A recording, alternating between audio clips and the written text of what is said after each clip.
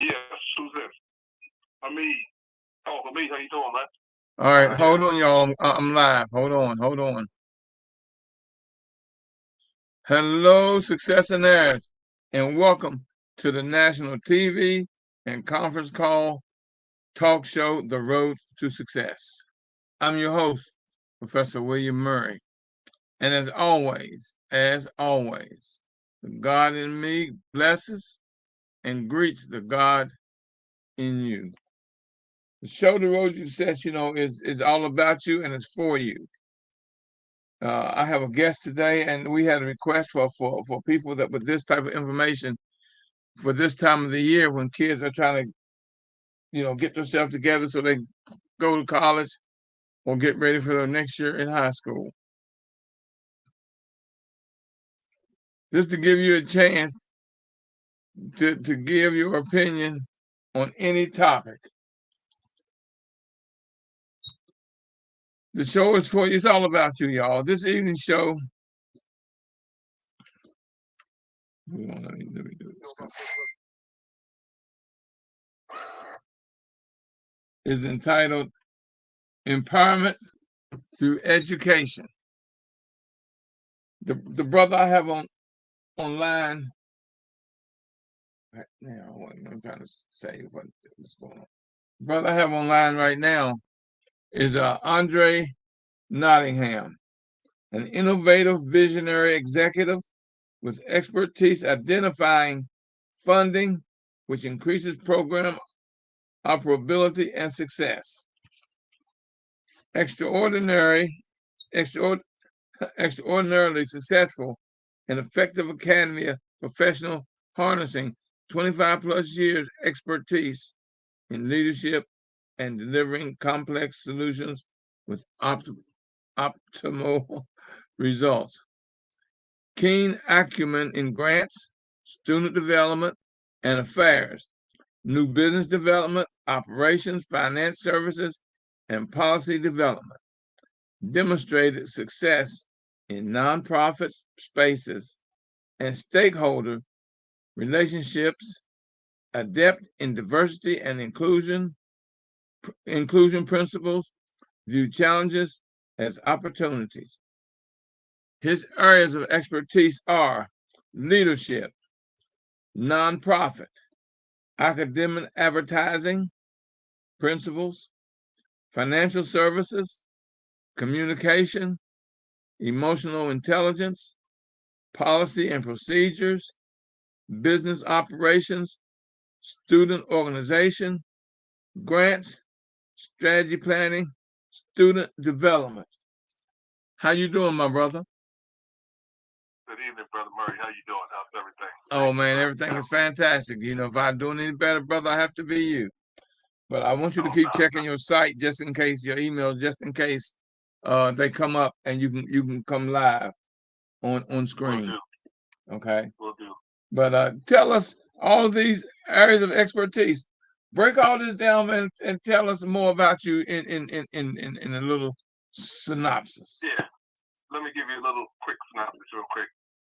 So I tell folks I'm not a pontificator or anything of the sort. I'm a young man that was the first in his family to have gone to college, earned a bachelor's degree. I'm from New York, went to college at Buffalo State College, which is now Buffalo State University in Buffalo, New York. Majored in economics and business, undergraduate. Majored in an area called student personnel administration, which is education administration. Got a master's degree. Done some graduate coursework at University of Maryland, Park, and Morgan State. Was working on my doctorate. Haven't finished it at this stage in the game in higher education administration. And as you alluded to, have 25 years in overseeing programs at the University of Maryland. 20 years, have 15 years. Myself and a partner of mine had co-founded a nonprofit locally here in Prince George's County, Maryland, called Alliance for Innovation and Education, working with young people ages 12 to 25 in 5 core areas: academic performance, health wellness movement, financial literacy, entrepreneurship, and job training and readiness.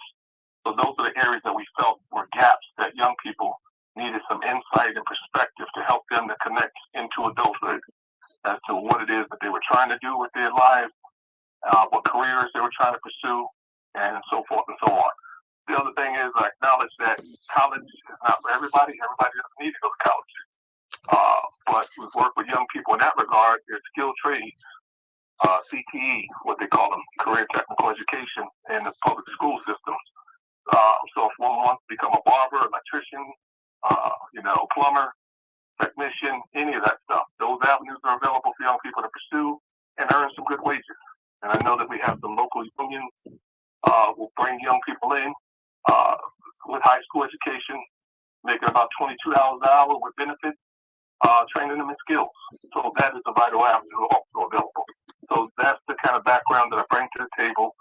And community advocate, I have two young people that have graduated through the school system in Prince George's County Public Schools. I've been intimately involved with the Parent Teacher Student Associations all the way through, and worked in that regard also. So not only have I worked with thousands of young people, helping them through programs, federally funded programs such as Educational Talent Search, Student Support Services, and Educational Opportunity Center, but have my own kids that are products also.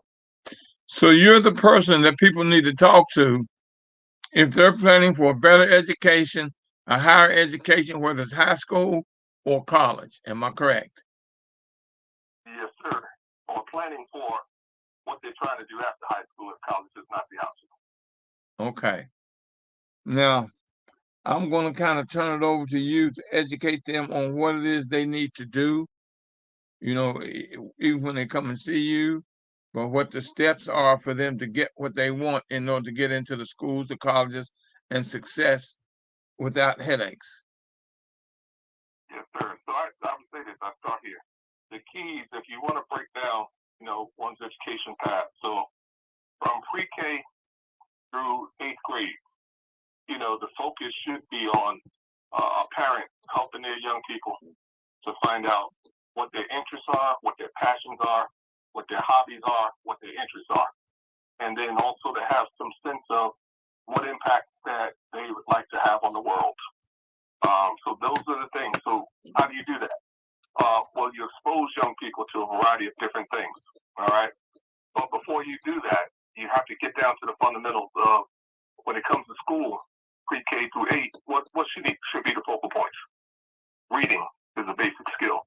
Writing, mathematics, scientific concepts that young people need to come into school with some semblance of understanding of some of these areas. So, for example, with writing, oftentimes parents leave it to the schools to teach their young person how to write, or they think it's the school's responsibility.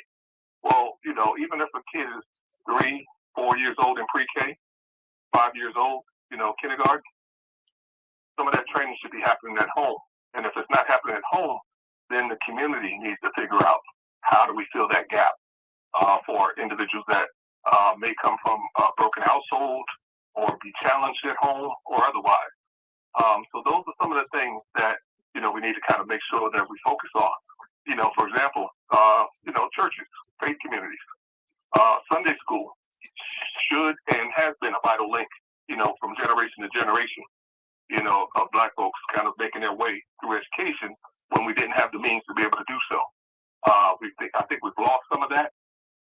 So again, if there's gaps and the family can't help their young people, then we need to have the community to step in to fill the gap, to make sure that these young people are coming into school knowing their colors, knowing their shapes, knowing their names, and having the abilities potentially to be able to write their names down.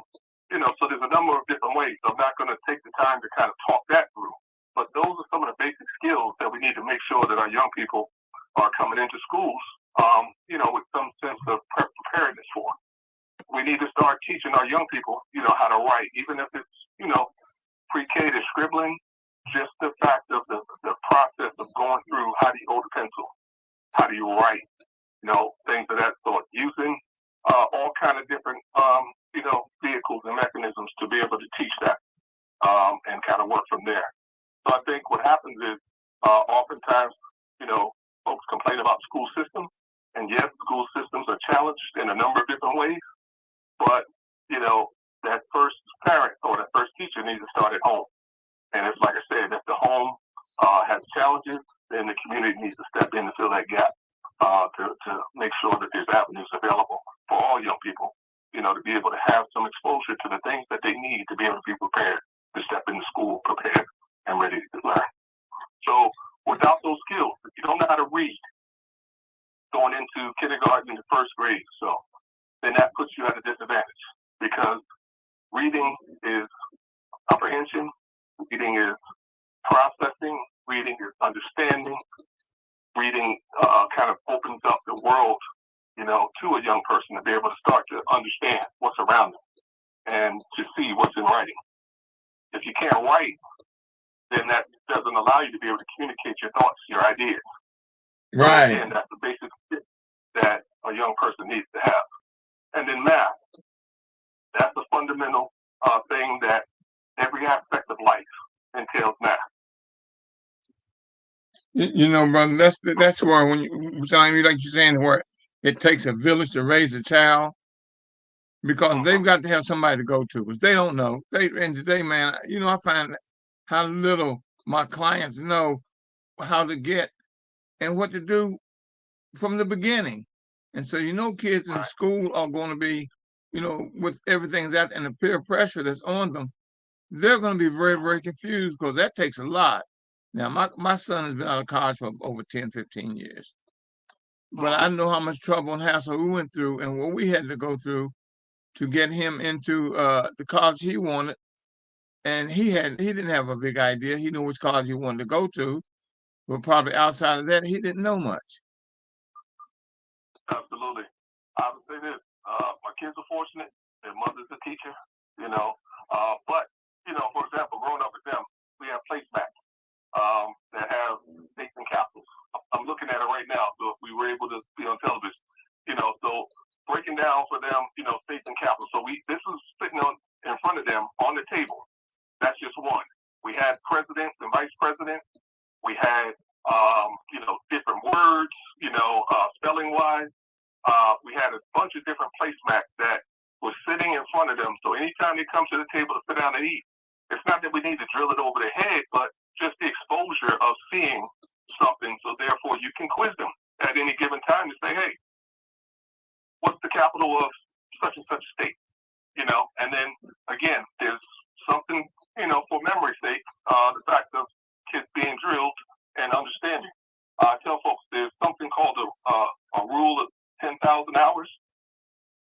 If you're familiar with that, but there's a gentleman by the name of Malcolm Gladwell, and his concept is that if anyone that puts 10,000 hours to any subject matter, you definitely move from being confident in it to being great at it.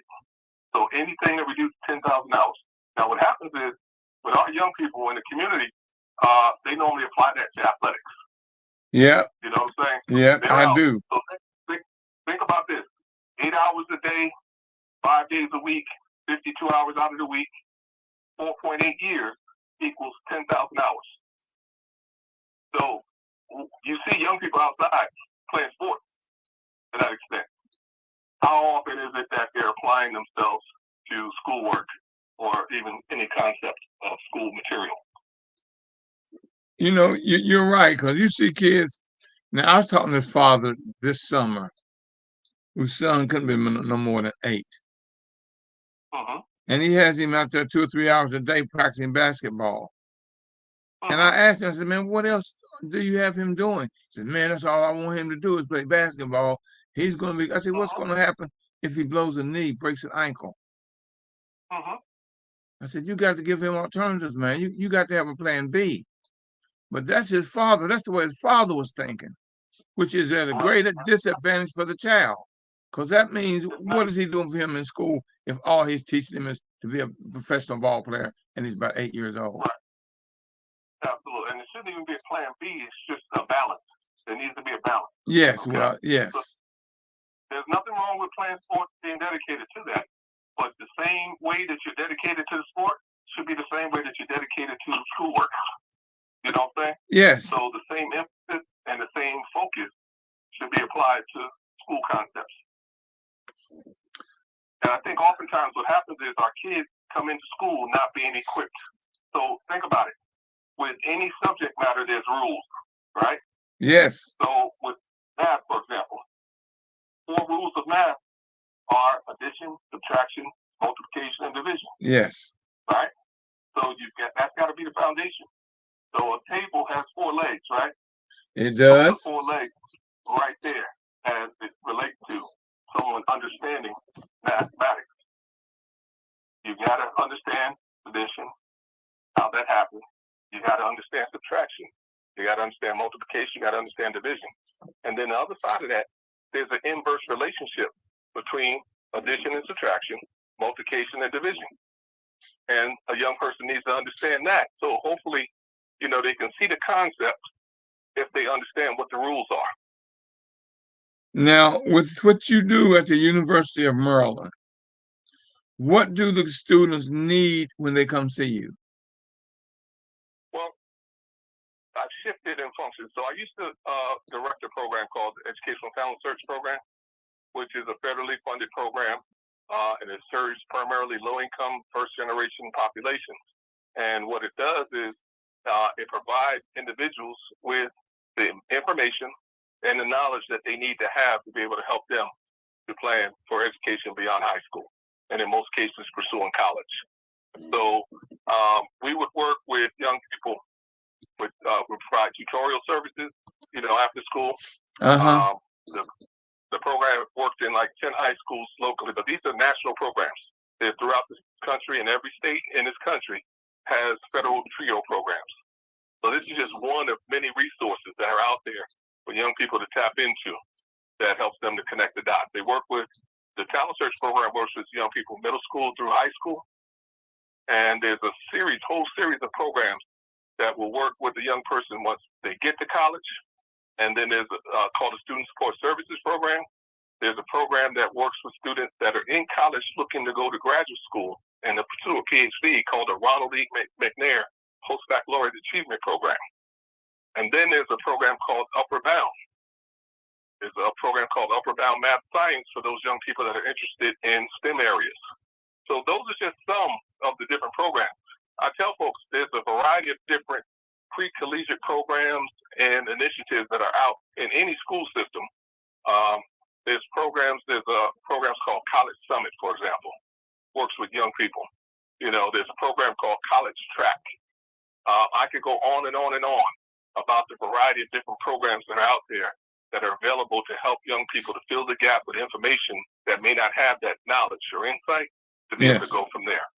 In addition to that, there's a bunch of nonprofit organizations that do similar work. Like I said, I had co-founded a nonprofit called Alliance for Innovation and Education. I got a buddy of mine who runs a nonprofit called Jacob's Ladder, who is a retired police officer, works with young people that have been involved in the criminal justice system, trying to help them to get on the right track, exposing them to a variety of different areas, career areas and otherwise, career, technical education, bringing craft people, plumbers, electricians, and put them through various sessions and kind of go from there. So there's a plethora, a wide variety of different programs out here for young people to tap into. Well, I got a question for you. All those programs that you mentioned, how does someone find the information for those programs? The best way, if you don't know anything about it, would be the school system normally has some information. So, I know the guidance counselors in most schools are overwhelmed. They can't obviously, the caseloads of 400, 450 plus guidance counselors to student ratio, if not higher. So it's hard for them to probably get to every student. But right now in this technological age, you can Google anything. So if you wanted to, what kind of program is out here for whatever purpose, Google it. Yeah. And see what you find. Also reaching out, we've got a bunch of colleges and universities in the area. We got Prince George's Community College, which has some of these programs. That's in Prince George's County, Maryland.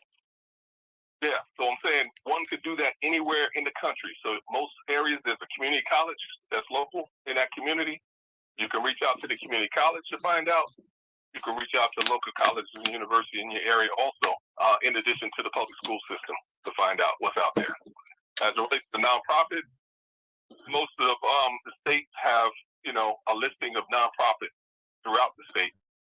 So you can, search that. Like, for example, in Maryland, it's called Maryland Nonprofit. So one could kind of do a search of that organization to see what are some of the member organizations and what it is that they do. What I'm going to do, Andre, because I see I got people online, and let me see, anyone have any questions or anything that you want to ask Andre? Lines are open. Just speak up. Lines are open. Andre, Brian Melton here. Can you hear me? Hey, Brian, how you doing? Yes, sir. Hey, good. I'm in Phoenix, Arizona, Scottsdale, and Albuquerque, New Mexico often for work, and I just want to say I totally align and I agree with everything you're saying. I was an addict on fentanyl now. I've been sober 5 years, and I never meant to live that way, but certain things happened. I made it to the Olympic soccer team, and I broke the whole left side of my body, so I ended up going down another route. Now, long story short, when I lost that skill to play the sport that I've been playing my whole life, like you said, 10,000 hours, I didn't know which direction to go, and I went into sober living, and I started praying to God, and I saw a sign that said now hiring out of in Mesa, Arizona, at an AC company. I've been doing HVAC since then, and I make over 6 figures in less than 5 years. Hey, and brother, congratulations, man. You got to be proud of yourself, young man. Thank you very much. I'm 33 years old, and I grew up with very successful people around me, but I never had anything that I could do besides play sports. And once I lost that skill, I took a very dark turn. And I just want to say everything that this man just said is very, very true. And you can do an apprenticeship by walking into any company these days because they need guys to show up to work. They cannot find them. They're looking for things to do like TikTok, OnlyFans, all that type of stuff. And the fact that I'm 33 and I'm always one of the youngest guys in the industry, it really wants me to get younger guys to keep jumping in. So unions are a great way to go, but I'd rather go with a company, residential or commercial, that's going to put you in an apprenticeship, just because if you can get into that type of money market, you'll be set for life. And the thing about that, and Brian, what I'm proud of you about, everyone is not fit for college. And Andre already said that college isn't for everybody. These trade schools should be loaded down wall to wall and treetop tall with people who just college it meant for everybody. And you can still make 6 digits outside of college, a college degree. I'm not saying don't go to college. I'm saying use the alternative if you're not college material. Well, Brother Murray, I was going to say, if you're not college material, the bottom line is everybody, is not interested in careers in which they need to go to college. Right. So, like Brian was just an indication of, he was focused on sports, and then he found his niche in HVAC. And, that's what it's all about. So, again, it's about your passion, your interests, your skill set, and what it is that you want to accomplish. And, Brian sounds like he's found his way as it relates to career in that avenue. So it's not necessarily folks that are not qualified. It's just the fact that that's not the path that everybody needs to go or wants to go. Correct. Exactly. Everybody's intelligent. There's intelligence in all different respects. So, I wouldn't want anybody to think, just because you don't think you're college material. Everybody has intelligence. It's just a matter of what is being applied to and towards, and how you're going about that process. So, Brian, like I said, bless you, man. Lines are open. Go ahead, Brian, real quick. Yeah, I just wanted to say another thing, Andre, and Mr. Murray, now that they are doing, like the union here in Albuquerque, they're actually turned it into, so you get college credits for it. They're doing different types of things now, so that way kids are able to get bachelor's through trade schools and even master's degrees. So they're trying to change it up and do things a little bit different, which is good. And absolutely, even local, and here where we are in Prince George's County, Maryland, the public schools have career technical education. So young people can come out of high school with certifications to be a barber, to be an electrician, to be a plumber, and be job ready upon graduating from high school. So, as Brian mentioned, the unions is one avenue. but just going straight into the field, career field, become an apprentice or a journey person as you're learning the craft and the skill, and then progressing up in any trade. Lines are open. Lines are open. Somebody want to talk to Andre Nottingham or me? Lines are open. I don't have a question actually tonight. I just wanted to say, hey, I appreciate the information. I'm enjoying the call, and that's it. Well, as long as you're picking up information and knowledge, because I know you have a degree in psychology, I think it is, and you want to Yes, go. my undergrad is in psych. Yeah, and you want to go get it. You want to go get a higher education. Andre, can you give them any idea how to go about getting funding for college? Yes, sir. So that's one of the areas. Obviously, if you're trying to go to college, how you gonna pay for it? That's a big thing. So tell folks what happens is the first step, if anybody wants to be eligible to receive any kind of aid, federal or otherwise, you have to complete the federal free application for federal student aid, also known as FAFSA.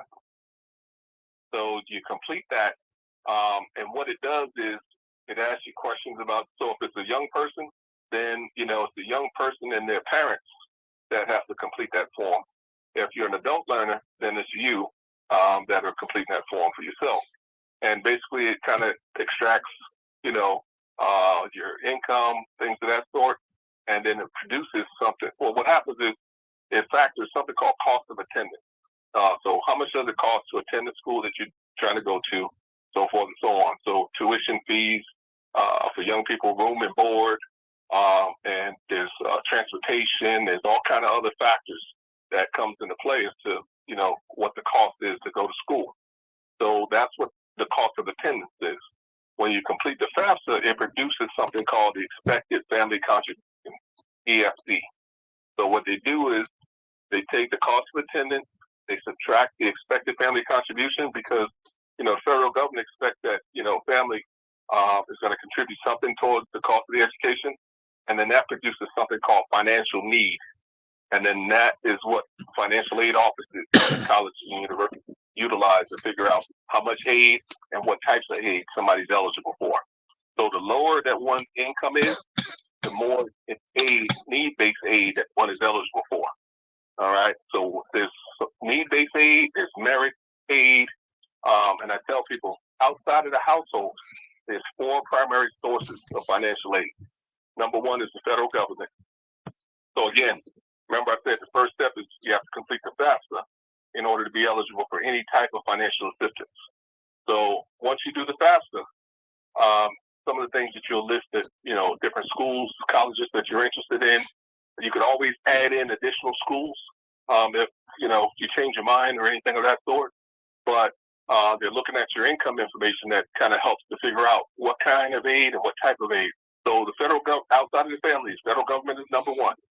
So if you have the eligible need, then the most common form of federal financial aid is called the Pell Grant.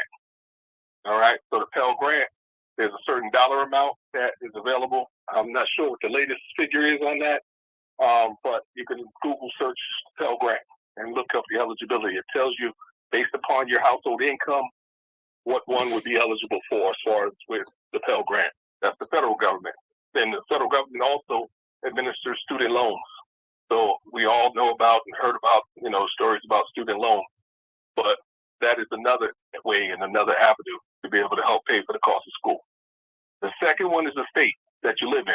So again, throughout the country, wherever you are, there's an agency in that state that oversees higher education and oversees financial aid for residents of that state who go to school in that respective state.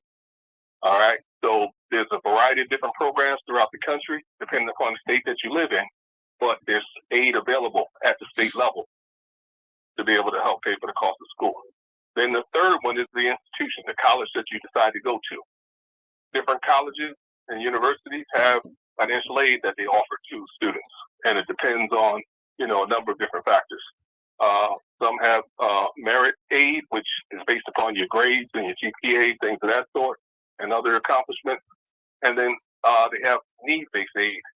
So, for example, what's happening is everyone's realizing that student loan debt is kind of blown out of proportion. We're in the trillions of dollars nationally as far as what people owing with student loans. Yeah. So a lot more colleges are, what they're doing is, if a student has a demonstrated need, they're fully packaging, students, meaning that whatever the cost is, they're packaging them in such a way that, most of the costs to go are covered one way or another. So, like I said, student loan is in the mix with that sometimes, but those other sources of aid. The last source outside of the family is the private sector, is what they call. So you got churches, you got different organizations, you got clubs. So in other words, locally, there's various churches that offer scholarships for their members and the general community. There's, fraternities and sororities. There's different other organizations such as the Links. There's other nonprofit organizations out there that offer scholarships. And then think about it. Everywhere you shop, most of those businesses offer scholarships also. Like McDonald's offers a scholarship. Burger King offers a scholarship. Target offers a scholarship, but there's different criteria that they have. So you got to have to do the research to figure out what that criteria is, and then basically go from there. So those are 4 sources outside of the family that are available to help somebody pay for the cost of college. Now, Andre, when should students start preparing everything they need for college? Well, if you say high school, for example, before high school, it's just you want to do as well as you can do academically. You want to make sure that you're fulfilling all the requirements that your school system has. So that's where the focus should be. And then basically from there, as you get to high school, there's, a number of resources out there. One of them they're out there, College Board. So collegeboard.org is a nonprofit organization. They actually have information that you can go to that tells you by grade level everything that you should be focused on to accomplish what you need to in order for you to be on track to go to college. So if you're a 9th grader, it'll tell you point. What are the things that one should do? For example, preparing for the SATs or the ACTs, standardized tests. So, the curriculum that you're taking, the math level that you're taking, all of that stuff helps to dictate how you perform on these standardized tests. So those are still factors that, different schools utilize to help determine who's admitted, who's not admitted, things of that sort. And then you kind of work from there. There's other resources. There's an organization called the National College Access Network. That is another resource that one can kind of go to find out different college access programs throughout the country also. So regardless of what state that you live in, you can go to that website, check that out, and it'll tell you different programs that are out there that are available for you to tap into. So again, there's a wide variety of different programs that are out there to kind of help individuals to kind of make that connection. Lines are open. Is there anyone else out there? And for those of you that are on social media and you want to call in and talk to him live, all you got to do is dial 218-548-0510, PIN number 1950 £. That's 218-548-0510, and the PIN number is 1950 £. And you can talk to him live, ask questions. Anyone else out there got anything they want to ask or discuss with Yes. Brother Murray, could you ask him to repeat the website he gave in the beginning of how to that the student would need to see what he would need? Did you hear that, Andre? Yeah, I'm trying to figure out the different to find out what to do in the order to pick college. Yes. Yeah, that was College Board. So collegeboard.org. Okay. So that's one. The other one is National College Access Network. So that's NCAN.org.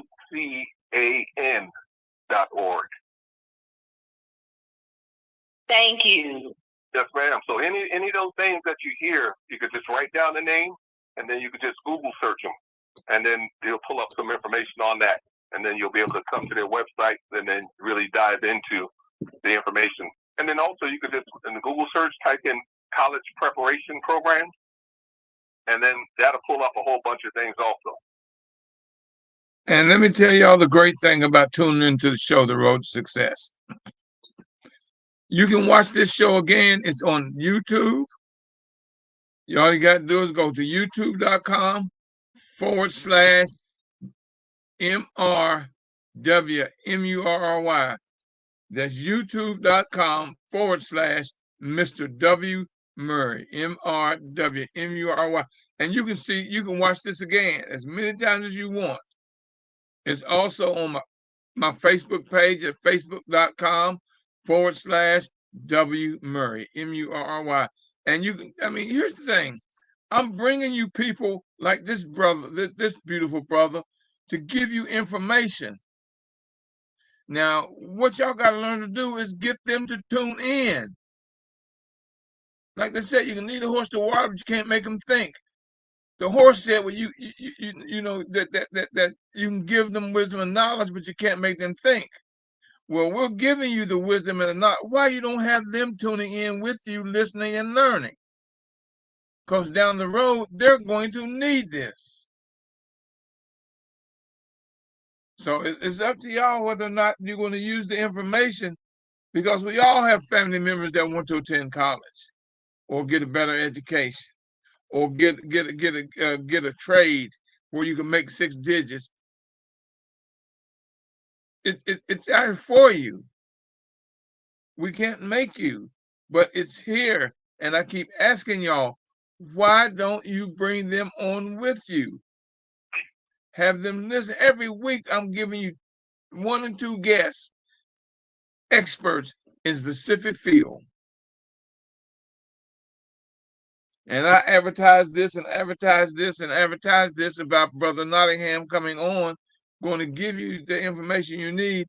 And I told you, if you have a question as far as education, this is the brother you need to talk with. So call them, tell them to go on my YouTube channel and watch this. Go to my Facebook channel and watch this. It's there. And they can listen to it as many times as they like. Tell them to, and you share this out. Share this out on your YouTube channel. Share this and subscribe. So every time I go live, you will be notified. Same thing with Facebook, LinkedIn, Twitter, and the other sites, because I'm on 7 sites, 8 sites counting YouTube. It's out there for you. Take advantage of it. About anyone have anything before we close out? Brother Andre. A lot of these programs go underutilized and underserved. Again, to the point that you highlight right here, those that are in greatest need are the least to tap into these programs. Yeah, and they wonder, well, why come I can't get this, can't get that? Because you're not doing what it takes to get what you want. It's not going to be given to you. You've got to put in the work. You heard Ryan say what he did, and now he's been there 5 years and he's making 6 digits. Have them tune in and listen. This is one very valuable information that he's giving you. Let me ask you a question, Andre. And how long I've been knowing you, Andre? For how many years? It's been years. About 15, 20. And I keep telling y'all, I'm a very valuable resource. Take advantage of it. Andre, question. Yes, sir. Is there a way people can reach you, or what would you suggest? I'll put out my email address. They can reach me at Andre Nottingham, AndreNottingham .an@gmail.com. That would be the easiest way. If you email me, let me know what it is. We can kind of, go from there, exchange information, and work from there. Now, y'all heard. Go ahead, Andre. So, yeah, I have a question about it. Yes. So once they get your education, you get your career.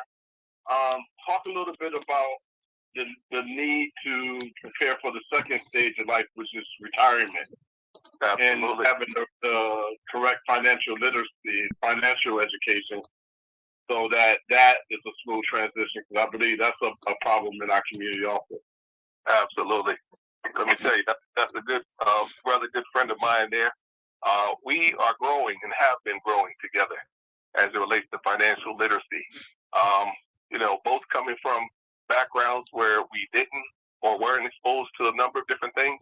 And that's another thing also, that with my nonprofit, for example, we had conducted financial literacy workshops and started training young people from early as middle school age about insurance, life insurance, about retirement, about, taking a car loan or a house, a mortgage, purchasing a home. We were talking to them about some real issues as it relates to financial savings, investing, a whole number of different things that our young people are not too young. Some people may think middle school is too early for them. These young people were sitting there as we were exposing them to the information, and we started engaging them in dialogue about retirement and planning after we provided them with some data. They were sitting there kind of, challenging each other about, hey, this vehicle right here might be a better source to tap into. Taxes. We were explaining to them about taxes and how they work. But the bottom line is this, and in entrepreneurship, that is underserved in our community. We need more young people. We need more people in general to own their own businesses, start their own businesses. And then basically investments. My buddy that just posed that question right there, he's learning and we're learning now. I'm learning through him. Options trading, what is that all about? So he was exposed to some information. He shares that with me. The information that I have, I've shared it with him. He happens to be in financial services also. I was in financial services, I work with New York Life, Mass Mutual, AXA, and a number of other financial services companies. One, because wanted to make sure that we started to prepare and introduce this information to our community, because our community doesn't value some of the things as it relates to planning for their finances and setting themselves on a path to be where they need to be. One of the things I learned, in financial services, for example, a lot of Caucasians, a lot of immigrant groups, what happens is when a child is born in their family, they'll take out a life insurance policy on that child. So a lot of people say, well, why do you do that? You're wishing death on them or anything. No. What you're doing is you're setting up their young person so that should anything happen to them from the period that they were born going into adulthood, that there's a policy that covers them. So God forbid, for example, in the Black community, the number of deaths and other things that are going on in our community of young people.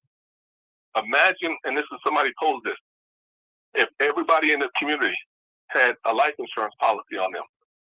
What they said was that it would cost the insurance company so much that they would make sure, the insurance companies would make sure that law enforcement did a better job to ensure the fact that the environments were not such, whereas young people were being killed at the level that they're being killed in our communities. There's a system out there that we aren't taking advantage of. We don't see the positive side of it. They see the negative, which is why would I put insurance on them? Well, why would you not? Look at this little girl the other day. This little girl, what was she? 5? Got shot in the head and died? Yep. You think a parent's planned that? Think about this. Imagine if that family had a $500,000 policy. Now, what happens is this. The younger that you are, the less that your premiums will cost. And the healthier that you are, the less that your premiums will cost. So, for example, the reason why they take a policy out on someone at birth is that that's the youngest that they'll ever be, and it's the healthiest that they'll ever be at that stage. So that premiums will be low. So you can get, you know, a term policy. You can get a permanent policy. You can do a number of different things that can set you up and set your family up to kind of, you know, benefit financially and be in a position, a better position financially. And the same thing with investing. You know, we don't invest enough. We have to own stocks. We have to purchase bonds. We have to purchase EFTs. And if you don't know what that terminology is, Google it. But it's something that we need to make sure that we're educating ourselves about, because it's part of the ownership. You know, you're owning a piece of a company when you make purchases in that area. Something called a REIT, real estate investment trust. That means I have a portion. I have a gentleman coming on soon, Andre, and his expertise is in stocks and how to invest. See, that's what I bring on. See, I can't get people to understand, and like I'm asking them to support the show, right? I'm asking them to just you know, support me with $25. They help me keep this on the air. Look at the valuable information I'm giving you every week.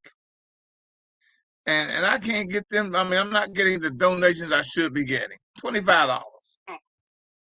All you got to do is go to Cash App, $ W Murray. On Cash App is $ W Murray. PayPal, paypalme.com/MM Institute. paypalme.com/MM Institute. Now, I just got a check in the mail. As a matter of fact, it was yesterday. Very nice check from an organization.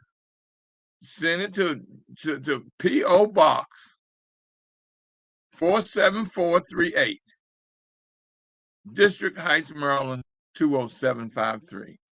That's P.O. Box 47438, District Heights, Maryland 20753. Or you can call us to talk to us live here at the Institute, the Millionaire Mastermind Institute, at 240-619-2019. We're asking for you so I can keep bringing people like Andre on. Look at the information he just gave you. It is worth millions. And all I'm asking you to do is donate at least $25, as much as you like, but at least $25 to the show, The Road to Success. This money doesn't go in my pocket. It's so I can keep this show on the air. And when I tell you to share it out, or I tell you to subscribe, that gives me power within the social media network. You're giving a blessing to me, to the show, and to the public when you share this out or subscribe to the page. That's not asking too much. Y'all, we're asking for help. Andre's willing to help you with everything you need to know about college and preparation. Where else are you going to go to talk to someone like him or get this type of information? So it's important to y'all to help and support. I just told you it takes a community to raise a child. Well, it takes a community to raise this show so I can keep going and bringing on experts and giving you this. I don't get a paycheck for this. I'm doing this without making a dime. But it's costing me money to put this show on. I am not getting paid for this. I just want to help my people.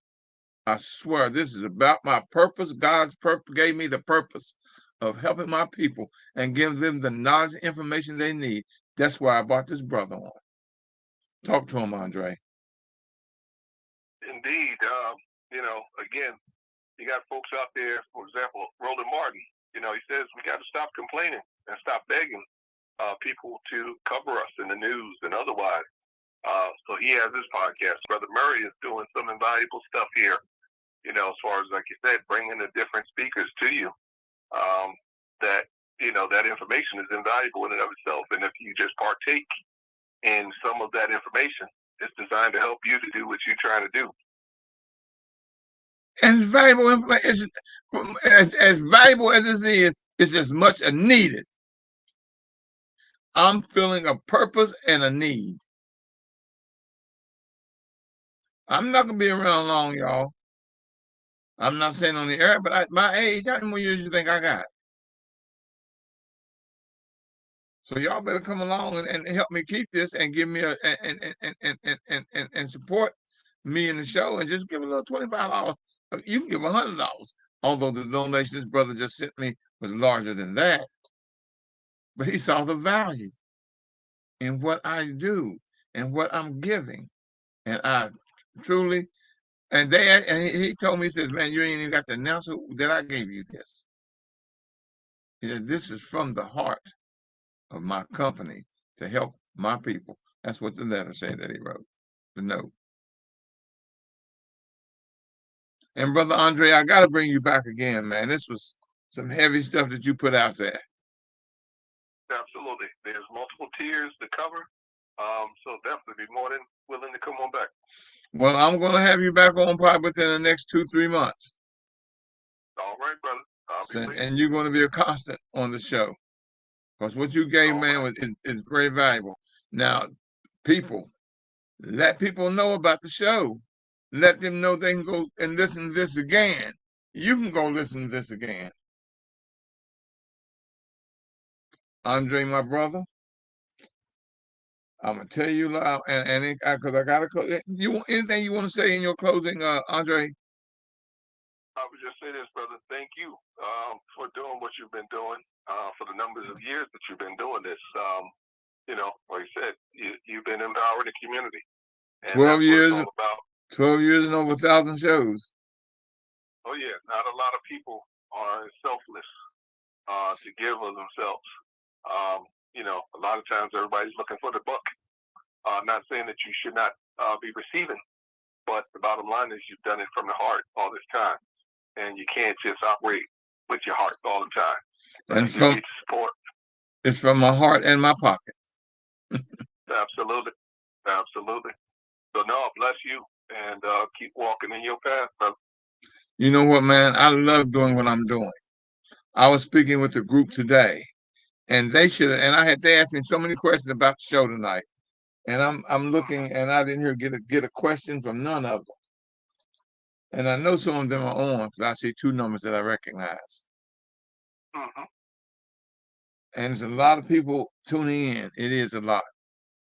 But like Joe Madison taught me, out of every 100 people that tune in, you might get 3 people to reply or ask a question.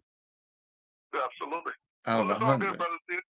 I think if you keep doing what you're doing, even if you hit one, that'd be that one that is benefiting from the information that you are exposing them to that they would not have otherwise. Yes. So it's not the numbers all the time; it's the impact. So, in close, thank you, my brother. But in closing, I'm telling you, as always, y'all know I tell you that if you push me, I'll pull you. If you pull me, I'll push you. It's not going to make a difference whether you're pushing or you're pulling. We're going to get there together. And that's going to make us a winner. And I give you a truth and a fact. Because truth and fact are undefeated since the beginning of time. And the truth is, I love you. And the fact is, ain't nothing you can do about it. So until next time, y'all, I'm Brother Andre. Thank you, thank you, thank you, and thank you. My pleasure. And I love y'all, and ain't nothing you can do about it. So until next time, I'm telling you, keep working on your road to success. And until next time, y'all, God bless. Bless you, brother. Have a good one. All right. Thank you, Andre.